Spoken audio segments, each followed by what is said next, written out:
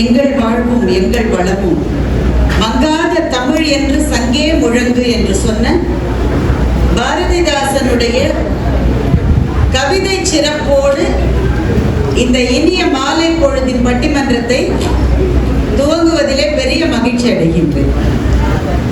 முதல்ல நல்ல அருமையான நவராத்திரி காலத்தில் நாளைக்கு ஆயுத பூஜை, சரஸ்வதி பூஜை எல்லாம் கூடி இருக்கிற கலை திருவிழாவாக மிளர்கிற இந்த காலகட்டத்தில் ஒரு மருத்துவமனையிலே ஒரு பட்டிமன்றம்னு சொன்னப்போ எங்களுக்கு ரொம்ப ஆச்சரியமா இருந்தது.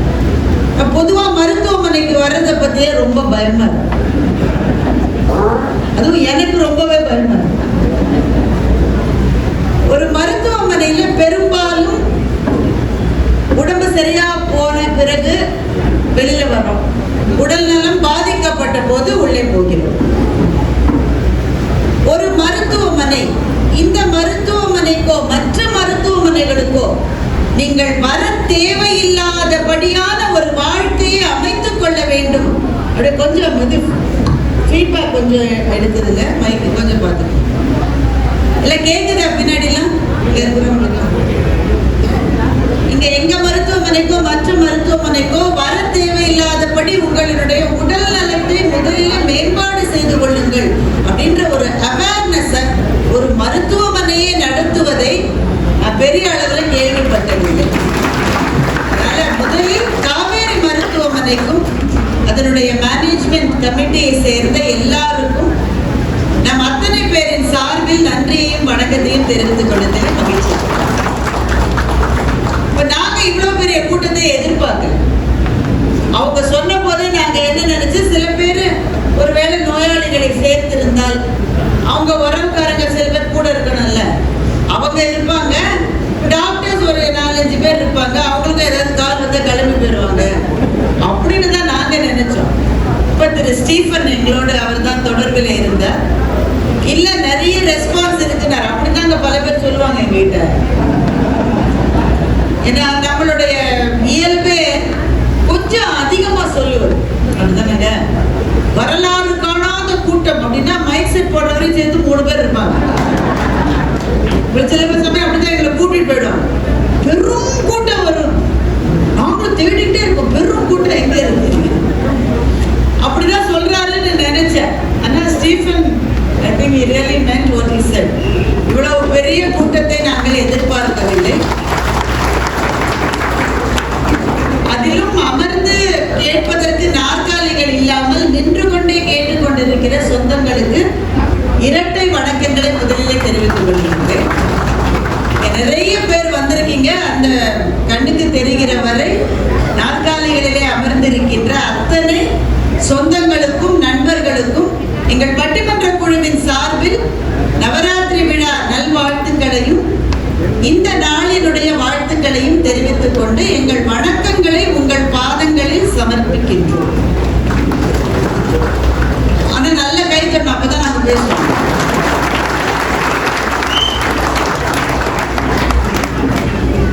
வேகமா பட்டிமன்றத்தினுடைய தலைப்பு போறதுக்கு முன்னாடி சொல்லி, நீங்க வந்ததுல இருந்து எனக்கு பலவிதமான ஆச்சரியங்கள். ஒன்று, இவ்வளவு பெரிய கூட்டத்தை எதிர்பார்க்கவில்லை. ஐயாலாம் வந்திருக்காங்க, எங்களுக்கு பெரிய ஆசீர்வாதம் அது. இவ்வளவு பெரிய கூட்டத்தை நாங்கள் எதிர்பார்க்கவில்லை, பெரிய மகிழ்ச்சி அது.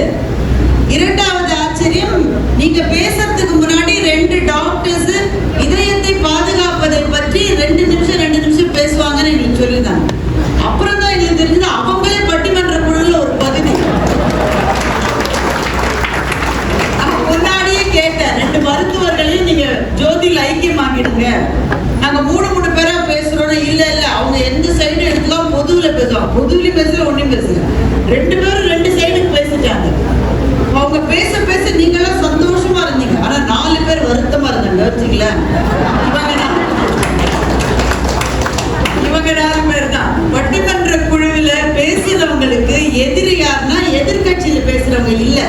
நீங்க கூட இப்ப நினைப்பீங்க, நான் இந்த சைடுல பேசினா ராஜா சார் தான் எனக்கு எதிரி. கிடையவே கிடையாது. நம்ம அடியில இருக்கிறவங்க தான் நமக்கு எதிரி. ஏன்னா நம்ம எழுதியிருக்கிற பாட்டுல நம்ம முன்னாடி பேசிடுவாங்க. மருத்துவர்கள் சொன்னா இன்னும் ஆத்தென்டிக்கா இருக்கும். நாங்க யாருமே மருத்துவத்துறையில சேர்ந்தவர்கள் அல்ல. அதனால ரொம்ப சுவாரஸ்யமான நிகழ்வு டாக்டர் சுந்தர் அவர்கள், டாக்டர் அன்பரசு அவர்கள், வரவேற்புரை சொன்ன டாக்டர் மனோகர் அவர்கள் மற்றும் இந்த மருத்துவ குழுவை சார்ந்த எல்லா நண்பர்களும். மூன்றாவது அதிசயம், 2 சின்ன குழந்தைகளை இந்த மேடையில ஏற்றி பேச வைத்தது எனக்கு மிகுந்த மகிழ்ச்சியை தந்தது. அந்த 2 குழந்தைகளும் கொஞ்சம் எழுந்தின. தனிஷ்காவா, அவரு யஷ்வந்த். தனிஷ்காவுக்கும் யஷ்வந்துக்கும் உங்கள் அனைவரும் சார்பில். அவர் யஷ்வந்த் வந்து வேட்டி சரியா இருக்கணுமேன்ற கவலையில கவிதையில 1-2 லைன் விட்டுட்டார். மற்றபடி 2 பேரும் சிறப்பா பேசினாங்க. மிக அருமையாக பேசி அந்த குழந்தைகளுக்கும் தயார் செய்த அந்த தாய் மதருக்கும் என்னுடைய வாழ்த்துக்கள். 3 வியப்புகள்.